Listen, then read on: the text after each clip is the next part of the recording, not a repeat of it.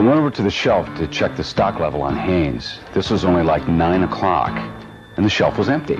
I have no idea how anybody could have walked off with so much merchandise in broad daylight. It made me really mad. I knew it the minute she walked in. So I just followed her all around the store. Next thing you know, bingo. She swiped some hosiery and was about to put them in her bag. That's when I grabbed her and called the manager. So he tells me that what I did was wrong. I couldn't believe it.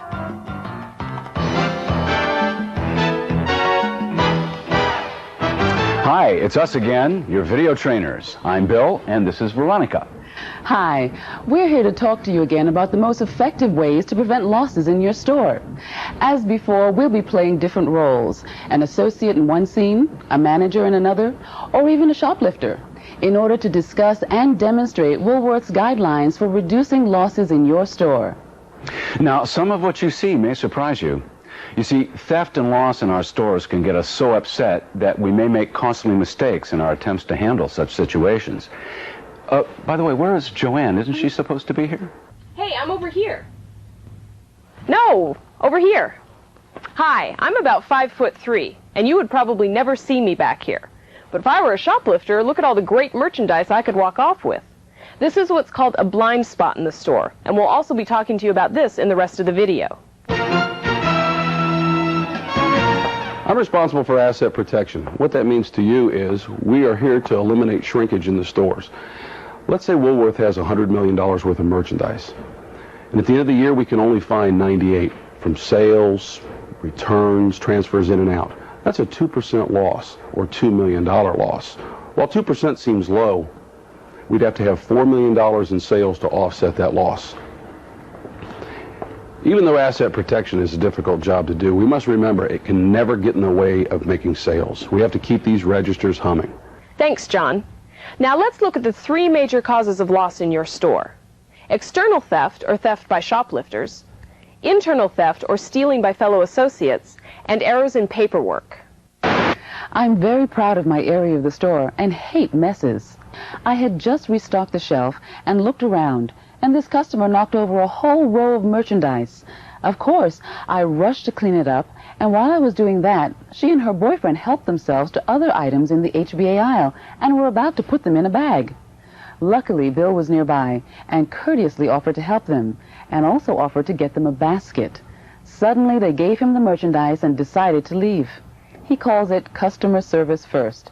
I have to admit, I was pretty steamed. Always greet customers by saying hello when they come into the store. Shoplifters hate attention and are more likely to prey on stores where associates ignore or avoid them.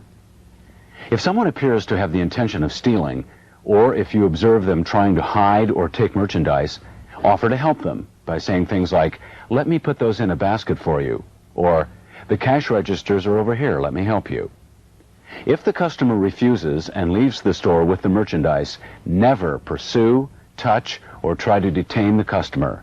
Simply make out an incident report and notify your manager. If the security alarm at the door sounds, approach the customer and do this. I'm sorry, we must have made a mistake. Let me help you with that. Many times the customer is responsive, or we made a mistake. Remember, if the customer refuses to cooperate and leaves, do not pursue and discourage any other customer from pursuing or getting involved.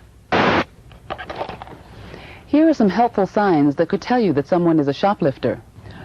Wearing lots of layers and bulky clothing, especially out of season. This makes it easy to conceal items. Looking around at associates and other customers rather than selecting merchandise. Carrying lots of shopping bags and pairs that suddenly split up and go into different areas or departments. Of course, not everyone who looks or acts like this is a shoplifter, but it is an indication that you should be quick to offer assistance and customer service. And one more thing, don't forget the blind spots and secluded areas of your store. Know them and be extra alert and attentive when customers shop in those areas.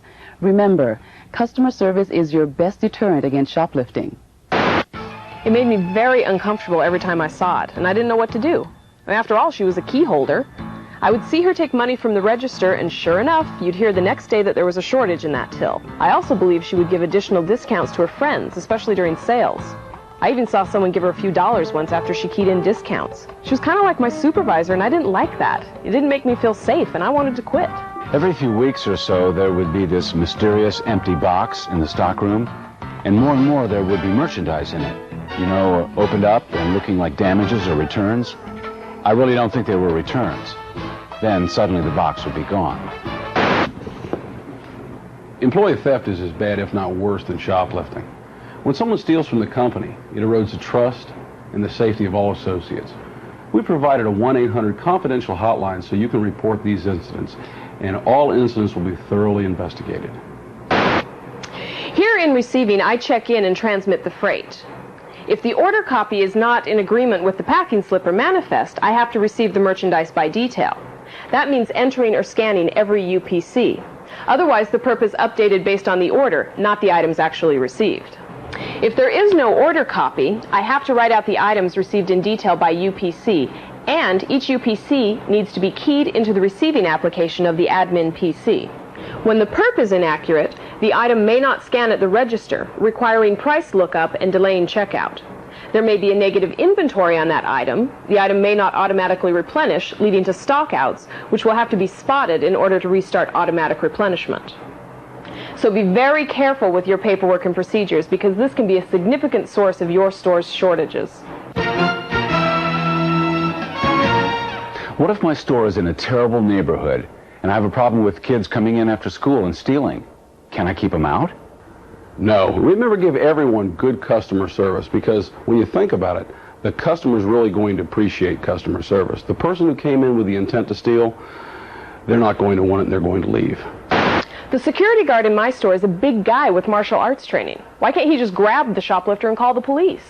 Arresting people is a lot harder than it seems, and only trained security professionals are allowed to do so here at Woolworth. Remember, give good customer service. That works just as well. What if my store is held up and robbed? What do I do? Your safety is much more important than anything else here at Woolworth. Remember, don't get involved in any heroic act in a robbery. These people often are dangerous. What if I know my manager or DM is stealing? How do I know that my call to the 800 number won't get me fired? That's a great question for a difficult situation. We provided a 1-800 confidential hotline where you can make a telephone call, never leave your name or any other information, and you can report these situations. They will be fully investigated once it's turned over to that hotline. I think we've covered a lot and answered quite a few questions. What do you think? I agree. How do you know we'll remember any of this? Well, now that's a good question. There is a loss prevention training form that must be completed by each of you and signed by a member of your management team. So please do so after the video, and be sure to file the form in your store's training folder.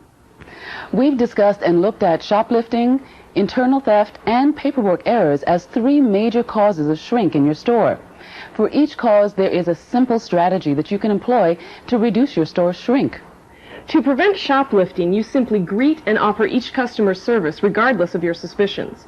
If you notice a shoplifter concealing merchandise, offer more service by offering a shopping basket or offering to ring up the sale. Now, if a customer attempts to leave the store without paying for the merchandise, despite your offers of help, do not pursue or detain the customer. Also, remember to monitor your store's blind spots and ensure that service is especially attentive in those areas. Internal theft is a serious matter, and the way to deal with it is very short and simple. Call the 1-800 confidential hotline the minute you suspect a peer or manager may be stealing from the company. And finally, paperwork errors can be a problem both for the store and for the customer. Be sure to follow all detailed procedures and be completely accurate in filing the required reports.